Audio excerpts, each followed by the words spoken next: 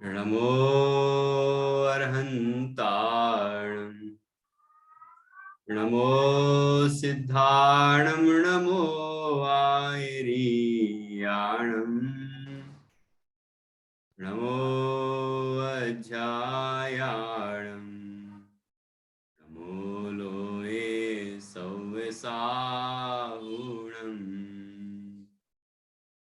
मंगलम भगवान वीरो मंगलम गौतमो गणी मंगलम कुंद कुंदाद्यो जैन धर्मोस्तु मंगलम सर्वमंगल मांगल्यम सर्वकल्याणकारकम प्रधानम सर्वधर्माणां जैनम जयतु शासनम जैनम जयतु शासनम।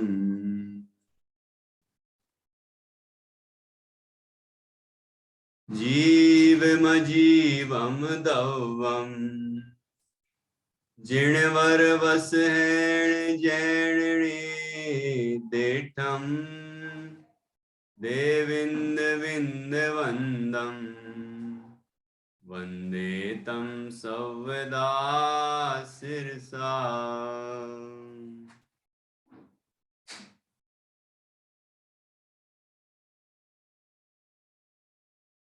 आचार्य श्री नेमिचंद सिद्धांति देव द्वारा रचित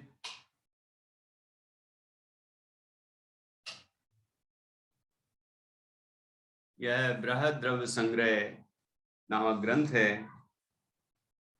यह ग्रंथ अब पूर्णता की ओर है। इसमें 58 गाथाएं हैं और आज हम 57वीं गाथा पर चर्चा करेंगे। 57।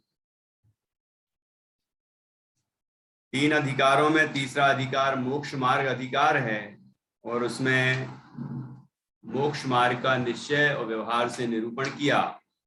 फिर उन मोक्ष मार्ग के कारणभूत ध्यान का वर्णन किया कि जिस ध्यान से दोनों तरह के मोक्ष मार्ग सिद्ध होते हैं उस ध्यान का स्वरूप यहाँ पर बताया गया। धर्म ध्यान और शुक्ल ध्यान जो मोक्ष मार्ग के कारण हैं उनका स्वरूप बताया और इस प्रकरण का उपसंहार करते हुए कहा कि अपने ध्यान का जो ध्येय है, ऐसा जो निःशुद्ध चैतन्य तत्व है, उसमें ही रम जाओ, उसमें ही जम जाओ तो दोनों तरह के मोक्ष मार्ग की सिद्धि होती है, परम आनंद प्राप्त होता है। ऐसी सुंदर चर्चा यहाँ पर की और व्यवहार से ध्यान का स्वरूप भी बताया, जिसमें पंच परमेष्टि के ध्यान का उपदेश दिया, क्योंकि पंच परमेष्टि का ध्यान आत्म ध्यान में निमित्त है, इसलिए पंच परमेष्टि के का स्वरूप भी यहाँ बताया गया। अब इस पूरे प्रकरण का और ग्रंथ का भी यहाँ उपसंहार कर रहे हैं। और ये 2 गाथाएं मात्र रह गई हैं। 57वीं गाथा में इस प्रकरण का उपसंहार है और इसमें बहुत सुंदर सुंदर विषय आए हैं। आत्मा, आत्मा शब्द है। आत्मा शब्द आ उपसर्ग और अत धातु से बना है। आ अतति इति आत्मा। तो यहाँ आत्मा का 3 तरह से व्युत्पत्ति करके अर्थ किया है इस टीका के अंदर। ऐसा बड़ा सुंदर प्रकरण है और यहाँ निश्चय और व्यवहार मोक्ष मार्ग का भी उपसंहार है ना, तो उसका स्वरूप यहाँ बताया है। कुछ प्रश्नोत्तर भी किए हैं और शिवभूति मुनिराज का भी उदाहरण दिया है, भरत चक्रवर्ती जी का भी उदाहरण दिया है और भी अनेक उदाहरण दिए हैं इस प्रकरण में, जिससे ये स्पष्ट होता है कि मोक्ष मार्ग कैसे सिद्ध होता है। तो हम 57वीं गाथा 57 गाथा पढ़ेंगे। और इस गाथा का विशिष्ट मर्म जो यहाँ बताया है वो हम समझेंगे। कम से कम 2 दिन तो लगेंगे इसकी टीका में, और हम पूरी टीका पढ़ेंगे। बहुत ही महत्वपूर्ण टीका है ये, बहुत सुंदर सुंदर विषय आपको नए नए जानने को मिलेंगे। और फिर 58वीं गाथा है उपसंहार, मतलब ग्रंथ के समापन की, तो उसकी चर्चा इसके बाद करेंगे। 57वीं गाथा।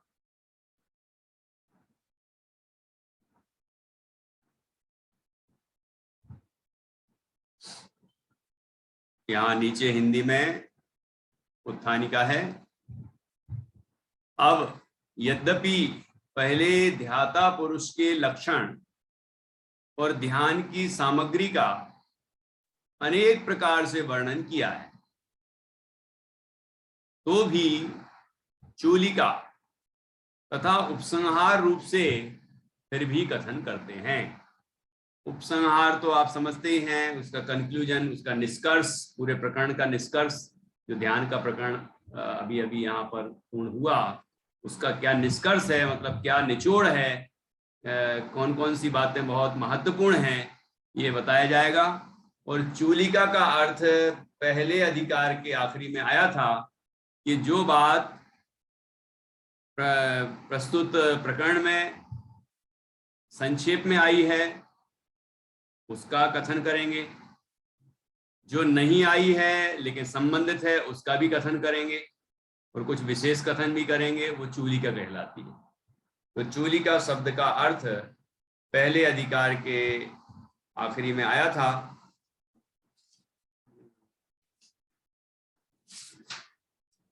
अब चूलिका शब्द का अर्थ कहा जाता है किसी पदार्थ के विशेष व्याख्यान को कथन किए गए विषय में अकथित विषय के व्याख्यान को और कहे गए तथा नहीं कहे गए विषय के मिश्र व्याख्यान को चूलिका कहते हैं। ये बात हमने पहले ही अधिकार के अंत में चूलिका में पढ़ी थी। तो इसी तरह का विषय यहाँ पर दिया है, पढ़ते हैं हम। पहले गाथा पढ़ेंगे, बहुत सुंदर गाथा है, सरल है। तब सुद वदवम चेदा, तब सुद वदवम चेदा, ध्यान रह धुरंधरो, ध्यान रह धुरंधरो हवे जम्हा। तब सुद वदवम चेदा, ध्यान रह धुरंधरो हवे जम्हा। तम्हा तत्य निर्दा, तम्हा तत्य निर्दा, तल्लधिये तल्लधिये सदा होई हो है, तल्लधिये सदा होए।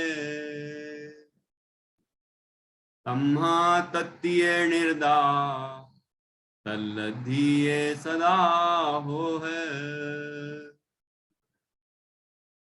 एक साथ पढ़ता हूं पूरी गाथा, आप भी मेरे साथ बोलें। तब सुद वदवम चेदा, ध्यान रह धुरंधरो हवे जम्हा।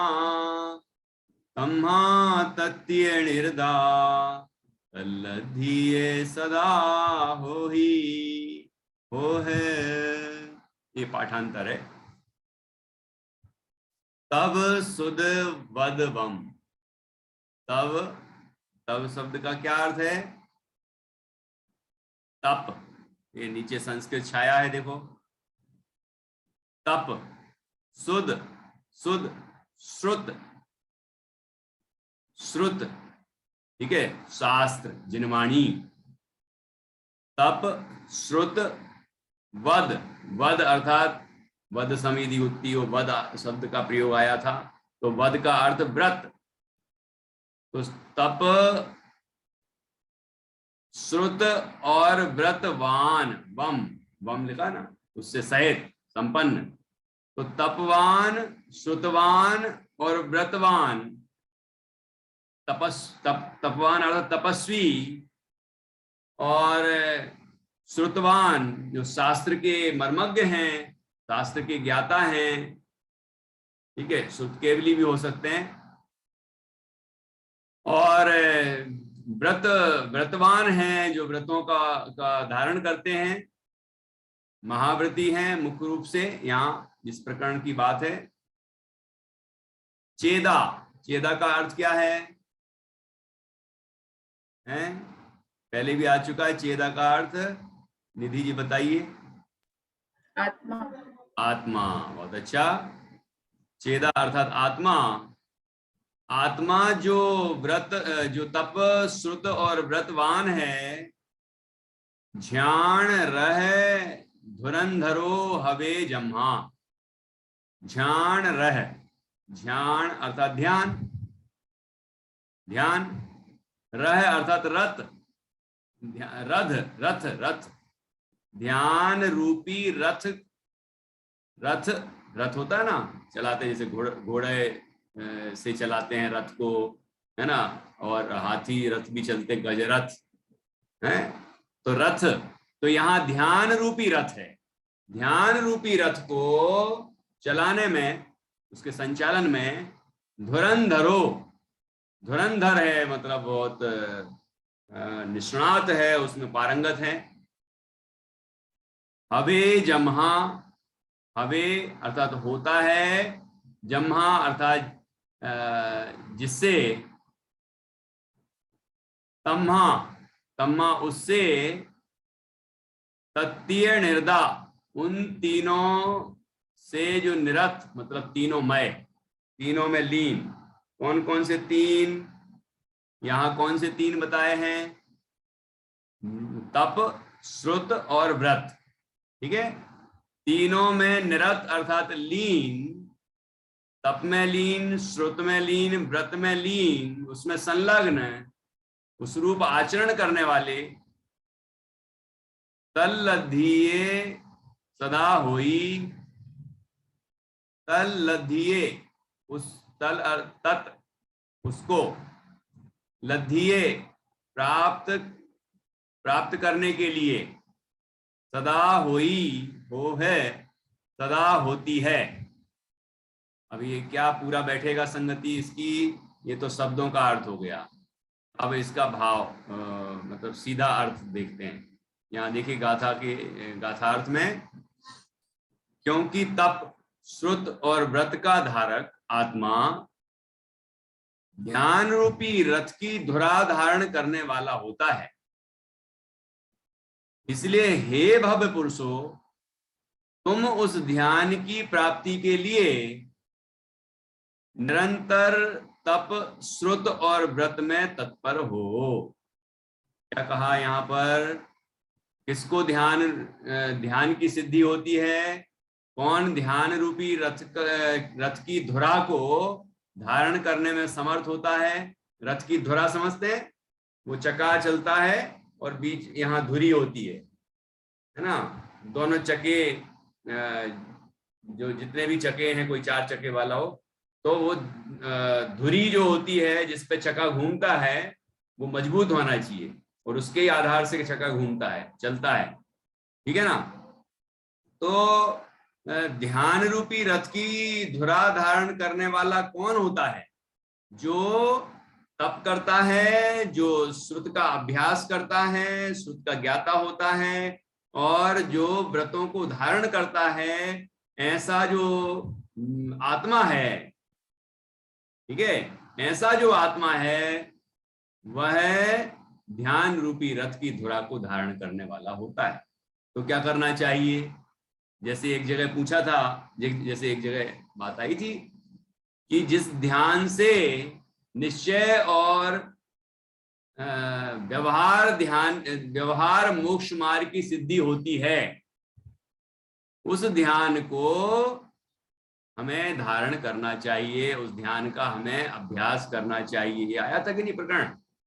ध्यान से जब मोक्ष मार्ग की सिद्धि होती तो क्या करना है कि ध्यान करना चाहिए। और यहाँ क्या कह रहे हैं कि व्रत, तप, श्रुत और व्रत को धारण करने वाले को ध्यान की सिद्धि होती है, मतलब ध्यान रूपी रथ की धुरा को धारण करने वाला होता है, ध्यान की विशिष्ट चरम सीमा को प्राप्त कर सकता है, जो तप को धारण करता है, जो श्रुत को धारण करता है, जो व्रत को धारण करता है। तो क्या सिद्ध हुआ इससे कि हमें भी व्रत, तप, श्रुत और व्रत को धारण करना चाहिए। ठीक है ना, तपस्रण करना चाहिए, हमें भी श्रुत का अभ्यास करना चाहिए, हमें भी व्रतों को धारण करना चाहिए, तभी हमें ध्यान की सिद्धि होगी। ठीक है ना, क्योंकि पंचेंद्रिय के विषयों में संलग्न रहेगा तो ध्यान में संलग्न कैसे रहेगा?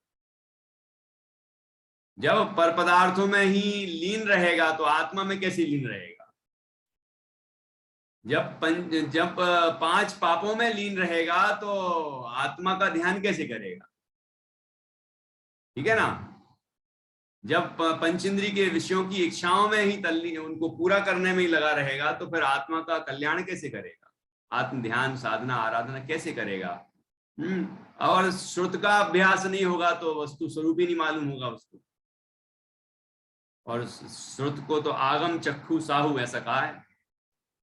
आगम तो साधुओं का नेत्र होता है, जो कि उन्हें रास्ता दिखाता है, जो मोक्ष मार्ग में आगे बढ़ाता है, मोक्ष तक ले जाता है। ऐसा जो श्रुत है वह नहीं होगा तो हम ये कार्य कैसे करेंगे? ध्यान किसका करेंगे? ध्यान कैसे करेंगे? क्योंकि ध्यान कराने वाले दुनिया भर में बहुत हैं, वो पता नहीं किस किस का ध्यान करा रहे हैं और लोग कर रहे हैं और उम्मीद है कि सुखी हो जाएंगे। लेकिन जब पर का ध्यान करेंगे, और वो भी कहीं तो अशुभ ध्यान ही कराते हैं, तो उनसे कैसे सुख की प्राप्ति हो जाएगी? यहाँ बताया आर्त ध्यान और रौद्र ध्यान भी ध्यान है, लेकिन वो संसार के कारण है, उनसे ये सिद्धि नहीं होती मोक्ष मार्ग की। इसलिए आर्त ध्यान और रौद्र ध्यान तो छोड़ना है। ध्यान के नाम पर आर्त ध्यान और रौद्र ध्यान कर रहे हैं, उसको छोड़ना है। और जो सच्चा ध्यान का स्वरूप है जिनवाणी में बताया, वो हमें करना है। धर्म ध्यान, शुक्ल ध्यान, धर्म ध्यान के जो भेद बताए हैं, आज्ञा विचय, अपाय विचय, विपाक विचय, संस्थान विचय, और पिंडस्थ, पदस्थ, रूपस्थ, रूपातीत ध्यान, है ना, पंच परमेष्टि का ध्यान, ये सब ध्यान करें। और उन सभी के केंद्र में, उन सभी का जो निष्कर्ष है या प्रयोजन है, उसका प्रयोजन है निःशुद्ध आत्मा का ध्यान। तो निज आत्मा का ध्यान करें तो सच्चा धर्म ध्यान प्रकट होगा। और फिर जब हम पूरी तरह से परिग्रह से निवृत्त हो जाएंगे तो शुक्ल ध्यान भी प्रकट होगा। पंचम काल में तो संभव नहीं है शुक्ल ध्यान, लेकिन जहां भी होगा, लेकिन होगा तो इसी मार्ग से ही है। तो यहाँ पर कहा जो तप, श्रुत और व्रत को धारण करने वाला है वही ध्यान रूपी रथ की धुरा को धारण कर सकता है। तो क्या करना चाहिए कि हमें तप, श्रुत और व्रत का निरंतर अभ्यास करना चाहिए, उसमें निरंतर तत्पर रहना चाहिए। ये बात आचार्य यहाँ कहते हैं। ठीक है, फिर से गाथार्थ पढ़ते हैं।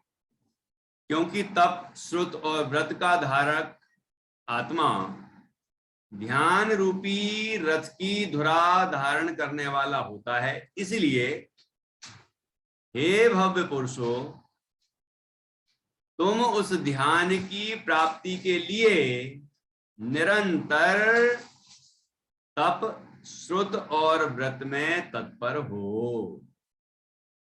इसके अलावा दूसरा कोई मार्ग नहीं है, इसलिए हमें इन तीनों चीजों को में तत्पर होना चाहिए। ठीक है, यहाँ लिखा है हे भव्य पुरुषो, तो निधि जी आपके लिए तो लिखा ही नहीं होगा शायद, दीपा जी आपके लिए भी है कि नहीं? पुरुष कौन है? पुरुष पुरुषार्थ सिद्धि उपाय में बताया, एक दिन और बताया था आपको, पुरुषेते इति पुरुषः। पुरु का अर्थ लिखा है उत्तम चैतन्य गुण, सेते का अर्थ लिखा है स्वामी होकर प्रवर्तन करे। उत्तम चैतन्य गुणों में स्वामी होकर प्रवर्तन करे वही पुरुष, मतलब अपने चैतन्य स्वरूप तत्व में जो स्वामी होकर प्रवर्तन करे, अर्थात आत्मा की श्रद्धा ज्ञान और उसमें लीनता करे, वो पुरुष। ये पुरुष और स्त्री तो ये पुद्गल की पर्याय हैं। ये आत्मा इसमें कहाँ है? आत्मा तो इनसे भिन्न है। तो ऐसा हमारा जो शुद्ध चैतन्य स्वभाव है उसको ही हमें अपना मानना है, वही हम हैं और वह पुरुष है। ठीक है। और जो उस चैतन्य को जानेगा, अनुभव करेगा, वही सच्चा पुरुष है। ठीक है। पुरुषत्व को प्रकट करे तभी तो पुरुष कहलाएगा, और पुरुषत्व को प्रकट ना करे तो काय का पुरुष। ऐसी बड़ी सुंदर चर्चा है। एक बार गाथा फिर से पढ़ते हैं और फिर टीका पढ़ेंगे। तब सुध बदवम चेदा ध्यान रहे धुरंधरो हवे जम्हा तम्हा तत्य निर्दा तल्लधिये सदा होई हो है। ठीक है।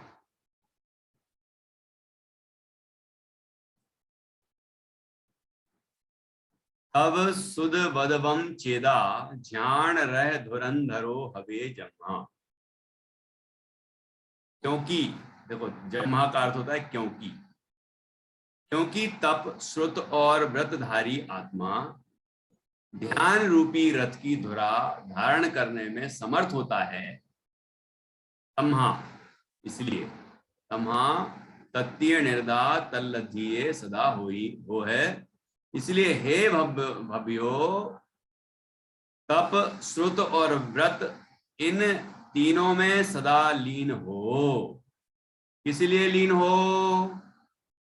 उस ध्यान की प्राप्ति के लिए। विशेष वर्णन। अब ये इनका वर्णन करते हैं। ये तप श्रुत और व्रत क्या है ना, इनका संक्षेप में वर्णन करते हैं। विस्तार से तो आ चुका है, तो फिर से तो नहीं विस्तार करेंगे। तो देखिए क्या आया है। विशेष वर्णन। अनशन, अवमोदर्य, वृत्ति परिसंख्यान, रस परित्याग, विविक्त संयासन और काय क्लेश, ये 6 प्रकार के बाह्य तप और प्रायश्चित, विनय, वैयावृत्य, स्वाध्याय, व्युत्सर्ग और ध्यान, ये 6 प्रकार के अंतरंग तप। इस प्रकार दोनों मिलाकर 12 प्रकार के तप हैं। कितने तप हैं? 12 प्रकार के। ठीक है।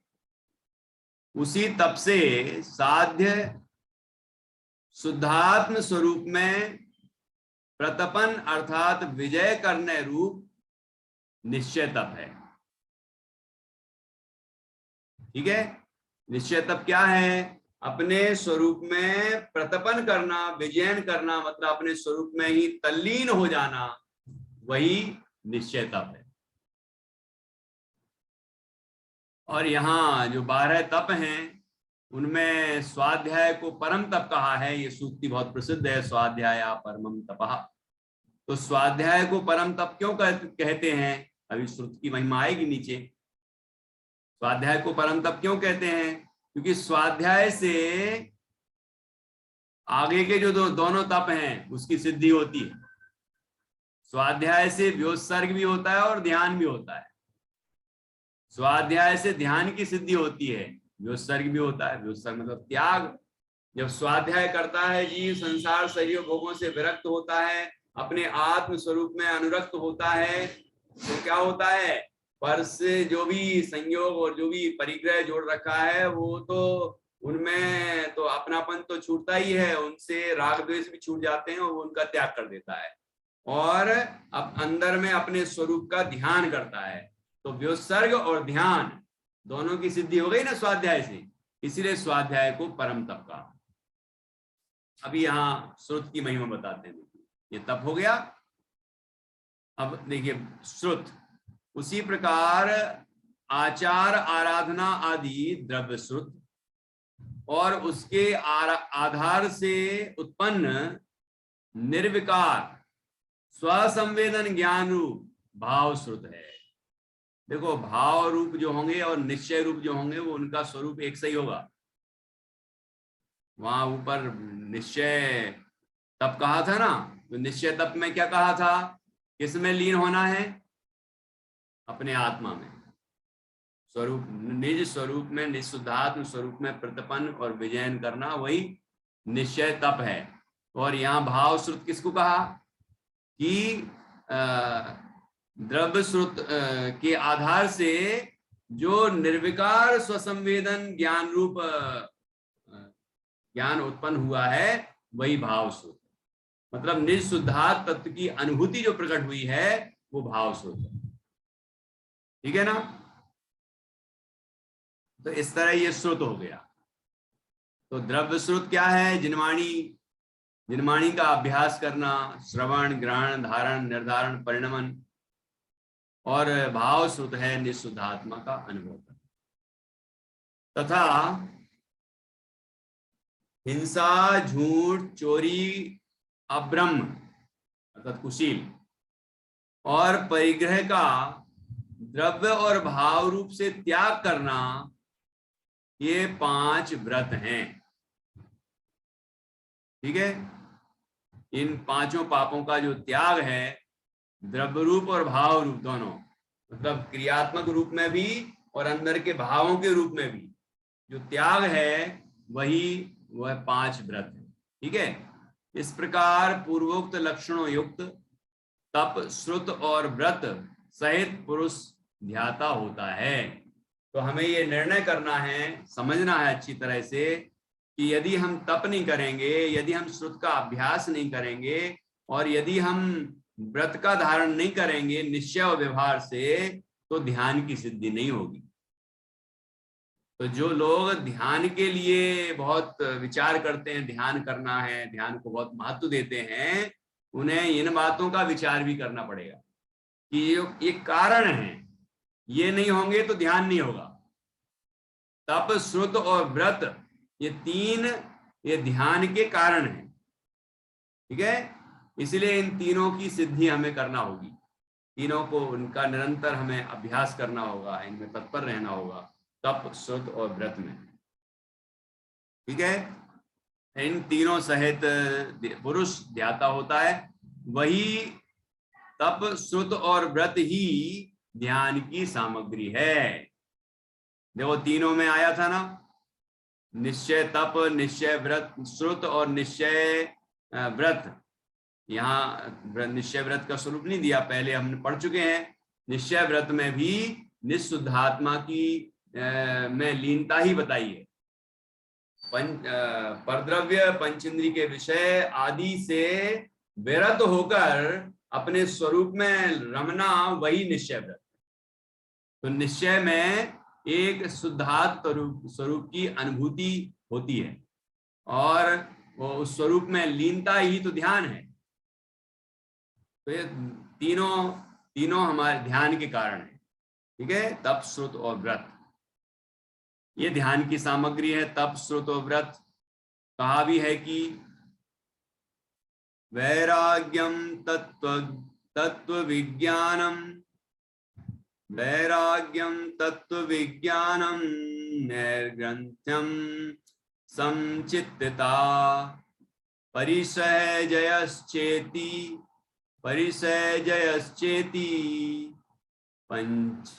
पंचैते ध्यान हेतवः। अर्थ, वैराग्य तत्वों का ज्ञान, परिग्रहों का त्याग, साम्य भाव और परिसहों का जीतना, ये 5 ध्यान के कारण हैं। ध्यान के 5 कौन कौन से कारण हैं? पहला, वैराग्य। आपको पता है ज्ञानार्णव ग्रंथ है, ध्यान का ग्रंथ है वो। और भी ग्रंथ हैं इनके ध्यान के, अमृताशीति ग्रंथ है, और भी योगसार है, ये द्रव्य संग्रह में भी ये जो प्रकरण है ये ध्यान का प्रकरण है। ऐसे और भी अनेक ग्रंथ हैं जो ध्यान के विषय में बात विशेष चर्चा करता है। तत्वार्थ सूत्र में तो है ही। तो ज्ञानार्णव ग्रंथ में मैंने ये देखा और विशेष रूप से समझा कि ध्यान का ग्रंथ है तो ध्यान का प्रकरण ऐसा नहीं कि ध्यान ग्रंथ है तो ध्यान का वर्णन शुरू, ऐसा नहीं किया। क्या किया? पहले जीव को पंचेंद्रिय के विषयों से छुड़ाया। पहले विस्तार से 12 भावनाएं हैं। क्या कहा मैंने? विस्तार से 12 भावनाएं बताई गई हैं। 12 भावनाओं का चिंतन करने की प्रेरणा दी गई है, जिससे जीव संसार शरीर भोगों से विरक्त होकर अपने स्वरूप में अनुरक्त हो तो ध्यान की सिद्धि हो। ठीक है। और भी अनेक जो बाधक कारण हैं, उन सब बाधक कारणों का वर्णन किया जिनमें जीव का मन उलझता है। उन सब का स्वरूप बता के उनका निषेध किया, उनके त्याग की भावना प्रकट की, वहां से विरक्त किया। और फिर ध्यान का प्रकरण हुआ, प्रारंभ हुआ तो पहले आर्त ध्यान और रौद्र ध्यान का वर्णन किया, जिससे कि जीव को यह समझ में आए कि जो कहा गया है कि ध्यान वह मोक्ष का कारण है, तो ध्यान का मतलब ये नहीं कि कोई भी ध्यान कर लो, किसी का भी ध्यान कर लो, ये नहीं। क्योंकि आर्त ध्यान और रौद्र ध्यान करोगे तो तिरंच और नरक की प्राप्ति होगी, है ना। फिर उसके बाद इनका निषेध करके फिर धर्म ध्यान की चर्चा हुई, फिर शुक्ल ध्यान का स्वरूप आया। बहुत सुंदर चर्चा है ज्ञानार्णव ग्रंथ। तो मुझे तो इतना कहना है, जो यहाँ पर कहा है कि वैराग्य, ध्यान के 5 कारण बताए, उसमें पहला है वैराग्य।